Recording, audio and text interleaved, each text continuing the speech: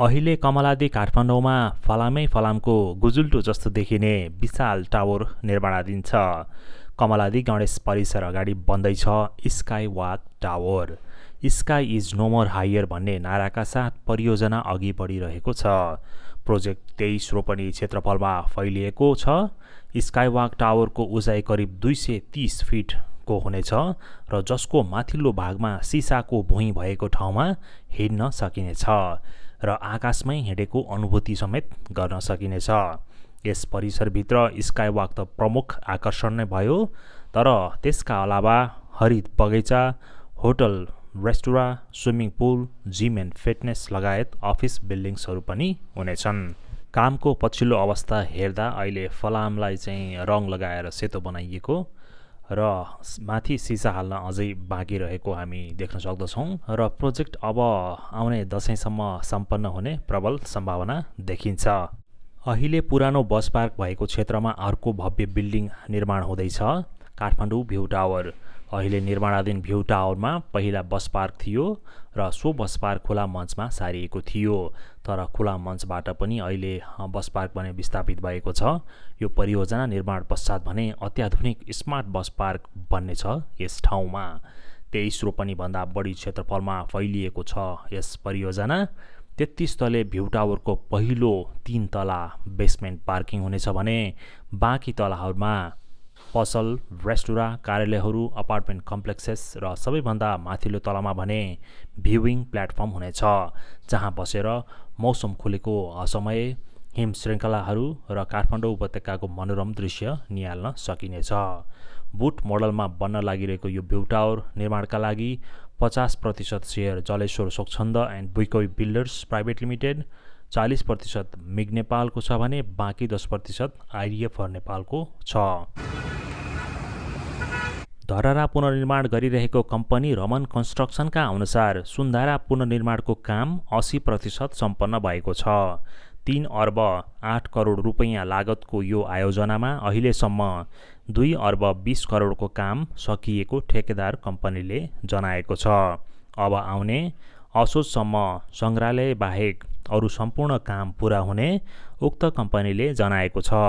अब आउने दशैँसम्म सर्वसाधारणहरूलाई धरहरा खुलाइने, तर सङ्ग्रहालय भने पुसबाट मात्रै खोलिने बताइएको छ। हालसालै काठमाडौँका मेयर बालेन शाहले अब सुन्धारामा नामले इङ्गित गरेको जस्तै अब छिट्टै सुनको धाराबाट पानी आउनेछ र काठमाडौँवासीले सुनको धाराबाट आएको पानी खानेछन् भनेर भन्नुभएको छ। यसै अनुसार प्रोजेक्टले अब सोही ठाउँको बोरिङ हटाएर पानी नियमित रूपमा मेलम्चीको र प्राचीन पद्धतिका अनुसार टुँडी खेलबाट भूमिगत ल्याई खसालिनेछ। टुँडी खेलमा सबैतिर पुनर्निर्माण प्राधिकरणले पानीको सतह चेक जाँच गरेको थियो र महाङ्काल मन्दिर पछाडि जम्मा 17 फिट खन्दा पानी आएको र त्यही स्थानबाट भविष्यमा पानी सुन्धारामा ल्याइने जानकारी दिएको छ। महाङ्कालको पानी सडक नखनिकन पाइपलाई मेसिनद्वारा भूमिगत गरी सुन्धारामा पानी ल्याइने योजना छ। लगभग 3 महिनामा सुन्धाराबाट पानी आउने अनुमान गरिएको छ। धरहराको मेन स्ट्रक्चरको काम भने अब अन्तिम चरणमा पुगेको छ। भर्याङ हालिसकिएको छ। 2टै लिफ्टले काम गर्न थालेका छन्। प्रत्येक तलाको ढलानमा फल सिलिङ हाल्ने काम जारी छ। 22 तलाको बालेन शाहले भने जस्तै सेतो टावर निर्माण भएको छ। धरहराको परिसरमा भने बगैँचाको संरचना र प्याभिलियन निर्माणको काम जारी छ। 50 फिट अग्ला 3वटा फोहरा पनि बनाउने काम हुँदैछ। संरचना निर्माण पुरा भएपछि बगैँचा, फुल उद्यान, बुट्यान, 22 धारा, लुहिटी पनि बनाइनेछ। धरहराको उत्तरी भागमा खिचा पोखरी टुँडी खेल जोड्ने सडक पनि बनाइनेछ, जसमा फुटपाथ पनि हुनेछ।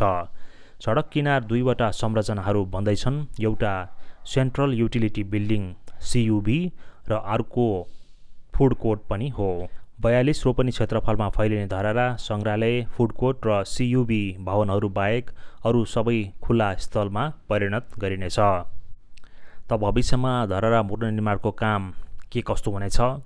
सुन्धारामा जसरी बालेन शाहले भन्नुभएको थियो, अब छिट्टै सुनको धाराबाट काठमाडौँवासीहरूले पानी खाने मौका पाउनेछन्, सोको काम कस्तो हुनेछ भविष्यमा, यी सबैका रिपोर्टिङ हामी समय समयमा गर्नेछौँ र समय अनुकूल यस परियोजनाको भिडियो अपडेट पनि गर्नेछौँ। तर आजका लागि भने यति नै। धन्यवाद।